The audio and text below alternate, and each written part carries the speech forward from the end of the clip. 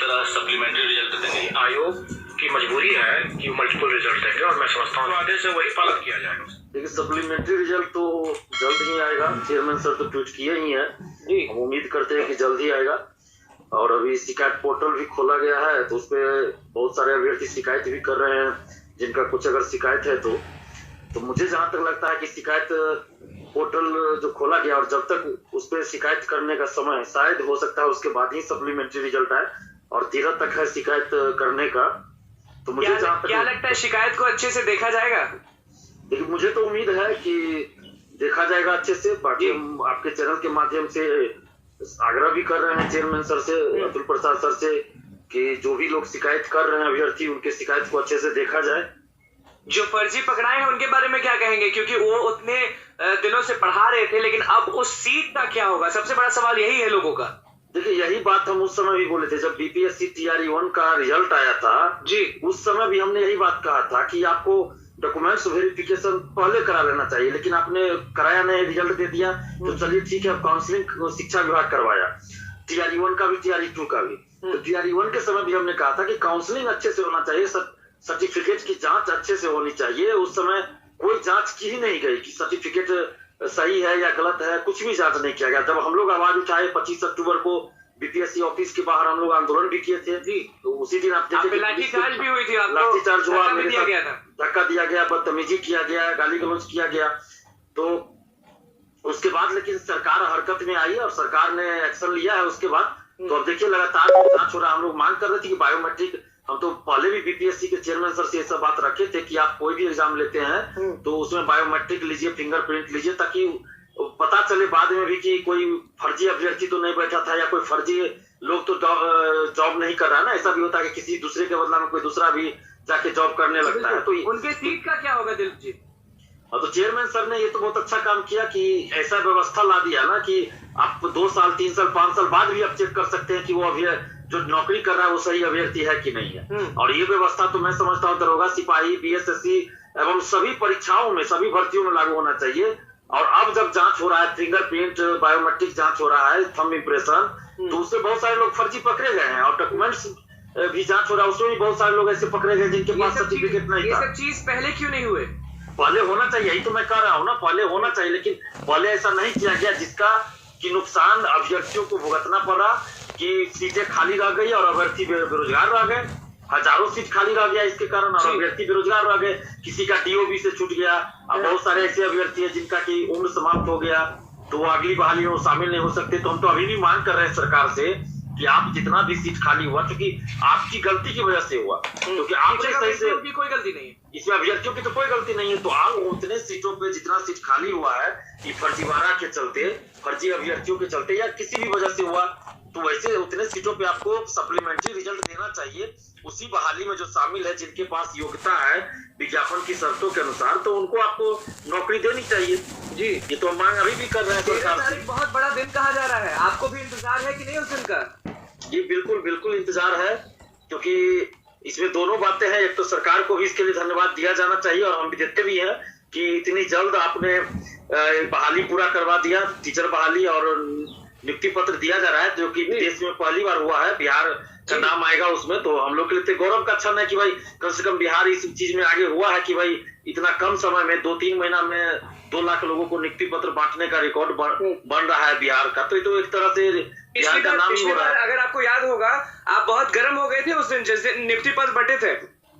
नहीं, वो तो देखिए, जहाँ सरकार अच्छा काम करती है हम तारीफ भी करते हैं, चाहे सरकार में कोई भी हो, कोई भी पार्टी के लोग हो या कोई भी नेता हो, उससे हमें मतलब नहीं। हम अगर सरकार अच्छा काम करती है तो हम तारीफ करते हैं, अगर जहाँ कुछ गलत होता है तो हम विरोध भी करते हैं। अभी भी हम कर रहे हैं, नियुक्ति पत्र अगर सरकार बांट रही है तो हम उसका स्वागत कर रहे हैं, धन्यवाद दे रहे हैं कि इतना कम समय में आपने इतने ज्यादा लोगों को नौकरी दिया है।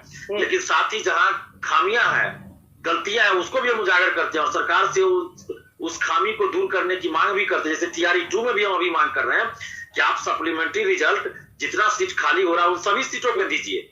सिर्फ मल्टीपल रिजल्ट के लिए आप दे रहे हैं, वो नहीं होना चाहिए। हम तो अभी भी मांग कर रहे हैं कि जितना सीट खाली हो रहा है सब पे दीजिए और फर्जीवाड़ा रोकिए। डिमांड है कि सप्लीमेंट्री ज्यादा आना चाहिए इस बार, क्योंकि TRE 1.0 वाले गर्दनी बाग धरना स्थल पे आज भी भुगत रहे हैं, आज भी रो रहे हैं।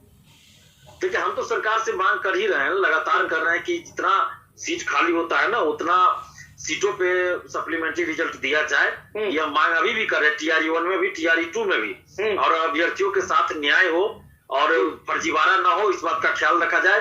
थंब इम्प्रेशन जो अब जांच शुरू हुआ है 3 जनवरी से, बहुत अच्छा कदम है। हम तो पहले से मांग करते रहे थे, चलिए सरकार ने ध्यान दिया इसके लिए, सरकार को धन्यवाद। लेकिन ये सब चीज पहले होना चाहिए, ताकि जो फर्जी अभ्यर्थी पकड़े जा रहे हैं या फिर किसी कारण से बाहर हो रहे हैं, तो वो पहले हो जाते, तो उतने लोगों को नौकरी तो मिलती, सीट खाली नहीं रहता ना।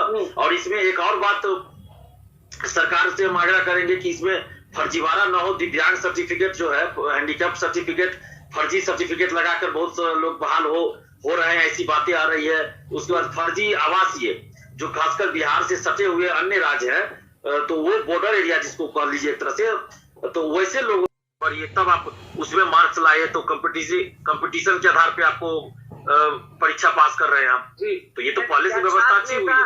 क्या छात्र नेता दिलीप नियोजित शिक्षकों के बारे में कुछ नहीं बोलेंगे?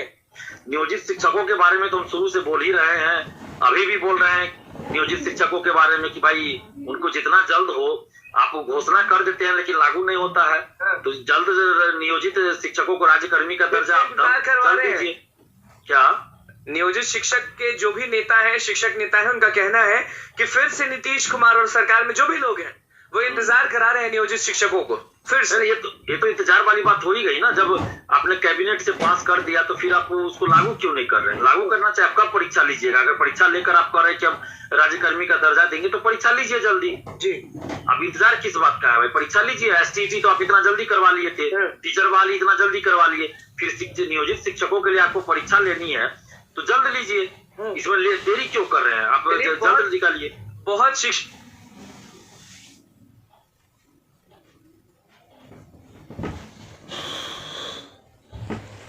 कम से कम अब है कि भाई आपको सीटेट पास करना है, उससे पहले DLED करना है, सीटेट पास है, आप उसके बाद BPSC का फॉर्म भरिए, तब आप उसमें मार्क्स लाए तो कंपटीशन के आधार पे आपको परीक्षा पास कर रहे हैं आप। तो ये तो पहले से व्यवस्था अच्छी हुई है। क्या छात्र नेता दिलीप नियोजित शिक्षकों के बारे में कुछ नहीं बोलेंगे?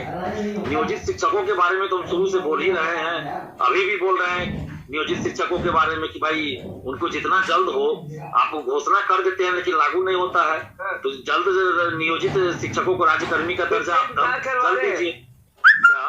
नियोजित शिक्षक के जो भी नेता है, शिक्षक नेता है, उनका कहना है कि फिर से नीतीश कुमार और सरकार में जो भी लोग हैं वो इंतजार करा रहे हैं नियोजित शिक्षकों को फिर से। ये तो इंतजार वाली बात हो ही गई ना। जब आपने कैबिनेट से पास कर दिया तो फिर आप उसको लागू क्यों नहीं कर रहे हैं? लागू करना चाहिए। आप कब परीक्षा लीजिएगा? अगर परीक्षा लेकर आप कह रहे हैं कि हम राज्यकर्मी का दर्जा देंगे तो परीक्षा लीजिए जल्दी जी। अब इंतजार किस बात का है भाई? परीक्षा लीजिए। STT तो आप इतना जल्दी करवा लिए थे, टीचर वाली इतना जल्दी करवा लिए, फिर नियोजित शिक्षकों के लिए आपको परीक्षा लेनी है तो जल्द लीजिए।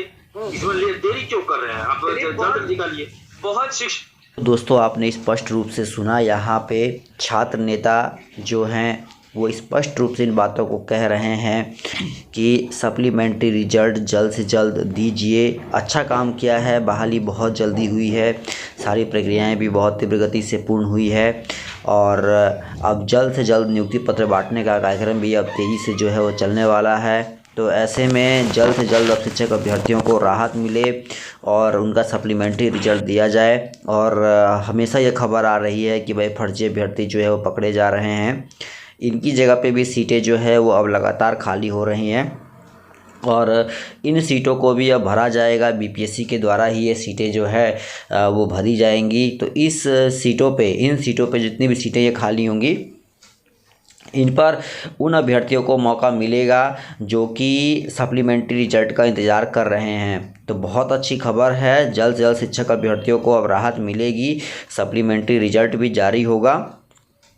तो जो लोग लंबे अरसे से इंतज़ार कर रहे हैं उन अभ्यर्थियों को हम बता दें कि भाई अपना धैर्य बना के रखिए, जल्द से जल्द आपको अच्छी खबर मिलेगी, अच्छी अपडेट मिलेगी। तो आप देख सकते हैं कि नीतीश कुमार जी ने भी ये कहा है कि भाई हम नियुक्ति पत्र बांटेंगे और नियुक्ति पत्र बांटने के बाद जितने भी खाली सीटें होंगी, और आपको स्पष्ट रूप से बता दें कि सीटें बहुत ज़्यादा खाली हैं, इस बात को आप क्लियर कर लीजिए कि सीटें बहुत ज़्यादा खाली हैं और इन सीटों को जल्द से जल्द अब BPSC के माध्यम से जो है वो भरा जाएगा। तो बिल्कुल धैर्य बना के रखिए कि आपका जो भी अभ्यर्थी हैं जो सोच रहे हैं कि भाई इनका नियोजन में टाइम लगेगा, तो धैर्य बना के रखिए, नियोजन जल्द से जल्द होगा। किसी भी प्रकार का कोई भी अब अधिक समय नहीं लगने वाला है। सप्लीमेंट्री रिजल्ट जारी होगा। असफल अभ्यर्थियों के लिए जल्द से जल्द राहत भरी खबर निकल के आएगी। तो धैर्य बना के रखिए, धैर्य का फल मीठा होता है। दोस्तों इस वीडियो में इतना ही। पसंद आए तो दोस्तों को अधिक से अधिक शेयर कीजिएगा और सप्लीमेंट्री का रिजल्ट जो है वो जल्द से जल्द आपका जारी होगा। तो इसी के साथ जय हिंद, जय भारत।